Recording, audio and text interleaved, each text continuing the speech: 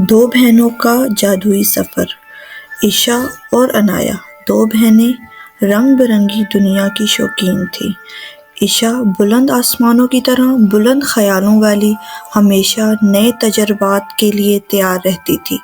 عنایا ہلکی زمین کی طرح پرسکون اور احتیاطی، کہانیوں میں کھو جانا پسند کرتی تھی۔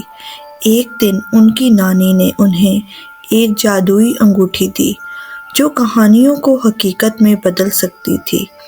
عشا فوراً انگوٹھی پہن کر کہنے لگی، میں ایک جنگل میں جانا چاہتی ہوں جہاں چمکتے جگنو اڑتے ہوں اور باتونی جانور رہتے ہوں۔ جیسے ہی اس نے یہ کہا، وہ دونوں بہنیں خود کو ایک جادوئی جنگل میں پاتی ہیں۔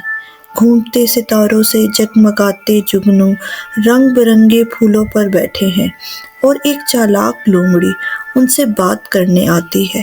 عشا خوشی سے بھاگتی ہے، چمکتے جگنو کو پکڑنے کی کوشش کرتی ہے، لیکن وہ اڑ کر دور چلے جاتے ہیں۔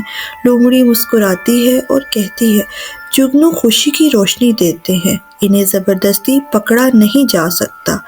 عشا اداس ہو جاتی ہے، لیکن عنایا اسے لومڑی کی بات سمجھاتی ہے۔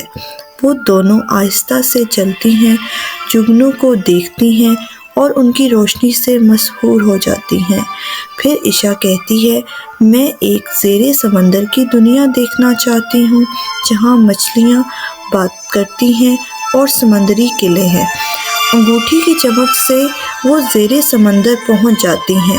رنگ برنگی مچھلیاں ان سے بات کرتی ہیں اور ایک پرانا سمندری کچھوا انہیں ایک خوبصورت قلعے کی طرف لے جاتا ہے۔ عشا قلعے کے خزانے کی طرف لپکتی ہے، لیکن وہ سمندری گھوڑے اسے روکتے ہیں۔ وہ کہتے ہیں، خزانے کی حقیقی خوبصورتی اس کی کہانیوں میں ہے، نہ کہ زیورات میں۔ عشا سمجھ جاتی ہے، وہ عنایا کے ساتھ قلعے کی کہانیاں سننے کے لیے بیٹھ جاتی ہے، سمندری دنیا کے عجائبات سے محظوظ ہوتی ہے۔ آخر کار وہ دونوں بہنیں نانی کے پاس واپس آتی ہیں۔ انہیں احساس ہوتا ہے کہ جادوئی دنیا میں جانے کے لیے انگوٹھی کی ضرورت نہیں ہے، وہ کہانیوں کے ذریعے اپنی تصور اور ایک دوسرے کی مدد سے اسے تلاش کر سکتی ہیں۔ اگر آپ اس چینل پر نئے ہیں تو بیل آئیکن کو دبا کر لائک، شیئر اور سبسکرائب کر دیں۔ شکریہ۔